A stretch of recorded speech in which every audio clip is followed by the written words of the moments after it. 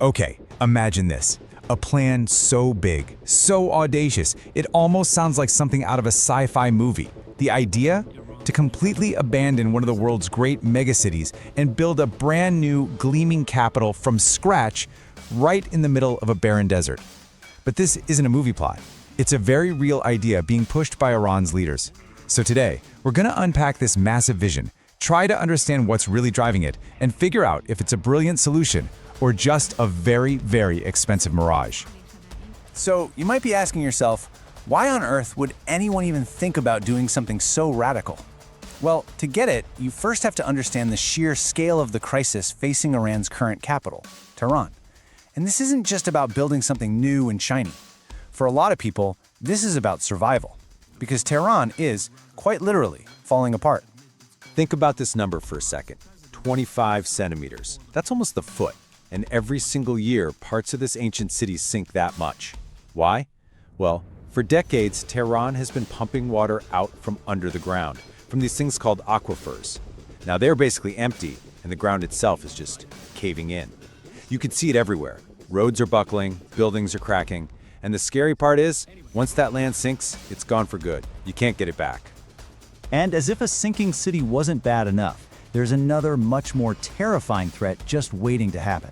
See, Tehran is built right on top of a whole network of active fault lines. It's basically sitting on a geological time bomb. And scientists who study this stuff, they've been shouting about this for years. Their consensus is chilling. There is a 90% chance of a major earthquake striking the city. We're talking an event that could flatten whole neighborhoods in an instant. The potential loss of life is just unimaginable. So, you've got a city that's sinking, and it's almost certainly going to get hit by a monster earthquake. But believe it or not, that's just the start. Tehran is facing what experts call a converging crisis. It's like a perfect storm of environmental problems, geological dangers, and infrastructure that's just completely broken, all hitting at the same time. For the 14 million people who live there, daily life is a real struggle. The city is literally choking on this thick, toxic smog that causes an estimated 27 deaths every single day. The traffic, it's a nightmare, just a constant gridlock. And underneath it all, the systems that keep a city alive, water, power, transportation, they're all stretched way past their breaking point. Any one of these issues would be a huge problem, but together, they pose an existential threat to the entire city. So faced with this completely overwhelming reality, what's the government's big idea? Well, it's pretty dramatic. Forget fixing Tehran. Let's just start over. Their vision is to build a whole new capital, way down south on the barren Makran coast, looking out over the Arabian Sea. A total clean slate, a modern, strategic city rising right out of the desert. And, the way they sell it, it sounds pretty incredible.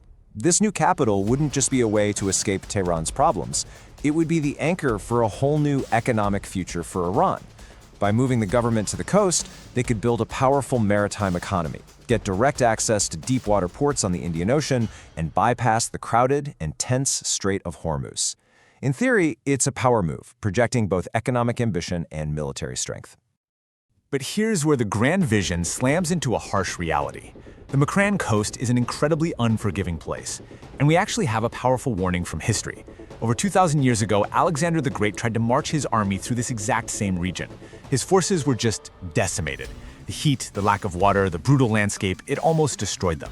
It's a pretty stark reminder that ambition has its limits, especially in a place like this. Now, if this whole plan sounds a little too radical to be real, you'd be right to be skeptical. Because believe it or not, the idea of moving Iran's capital is not new at all. In fact, it's this recurring dream in modern Iranian history, this huge, ambitious idea that pops up whenever there's a crisis, only to fade away again. This idea has been kicking around for decades. It was first talked about way back during the final years of the monarchy. Then, in the 2000s, President Ahmadinejad tried a smaller version, ordering some government ministries to move out of Tehran. The result? Total chaos.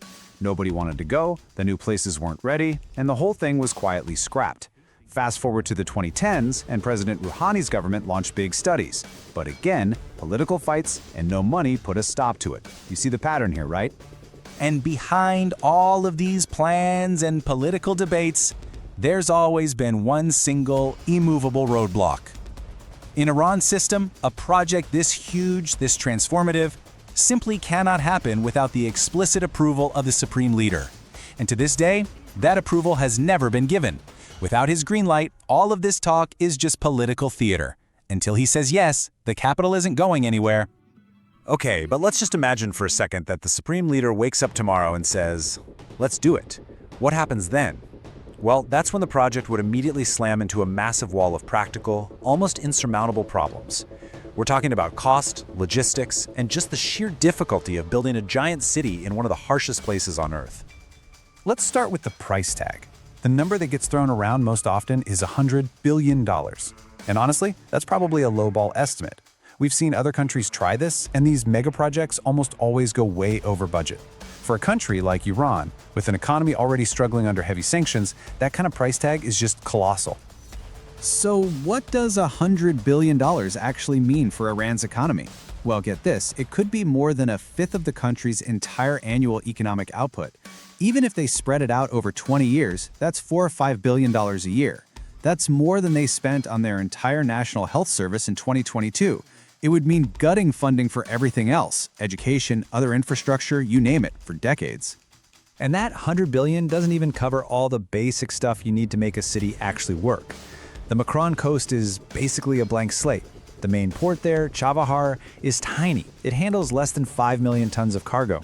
The port in Karachi, right across the border in Pakistan, handles over 40 million. So to support a new capital, everything, ports, roads, railways, airports, it would all have to be built from absolute scratch. Then you get to the elemental challenges. First, water. There isn't any. The city would have to get all of its water from the sea using massive desalination plants. That process needs a ridiculous amount of energy, over 1,000 megawatts, which would put a huge strain on Iran's already shaky power grid. Then there's the heat.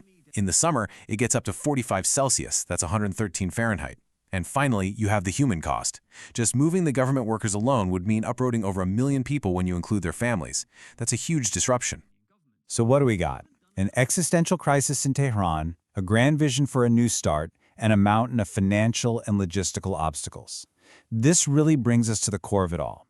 Is this project a genuine lifeline for the country, or is it just a political mirage? And the answer really depends on who you ask in Iran, because different groups see this whole thing very differently.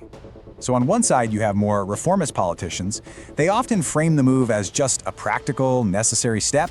They point to the earthquakes, the pollution, the sinking land, and they argue that leaving Tehran is the only responsible thing to do. But on the other side, you have the conservatives and the very powerful Islamic Revolutionary Guard Corps, the IRGC. They're focused on the strategic angle, projecting power into the Indian Ocean. But maybe more importantly, those massive multi-billion-dollar construction contracts would be a huge payday for the IRGC's massive business empire. But no matter what the politicians are arguing about, that original threat, it never goes away.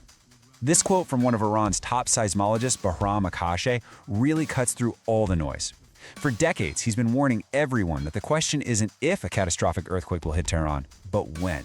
And it's that sense of impending doom that keeps this whole debate alive, despite all the problems.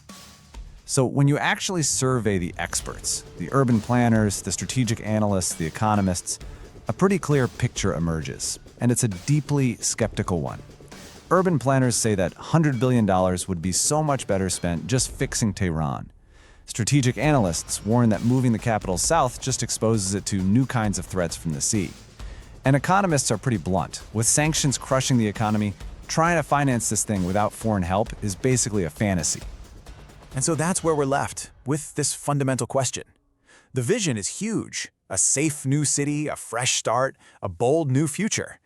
But the reality is a project that's weighed down by crippling costs, a brutal climate, and deep political divisions. It forces us all to wonder, is this a genuine act of national renewal, or is it just a vanity project that won't solve anything? Will a new capital ever rise to become that secure lifeline Iran's leaders promise, or will it forever remain what it is today, a glittering, expensive mirage in the desert?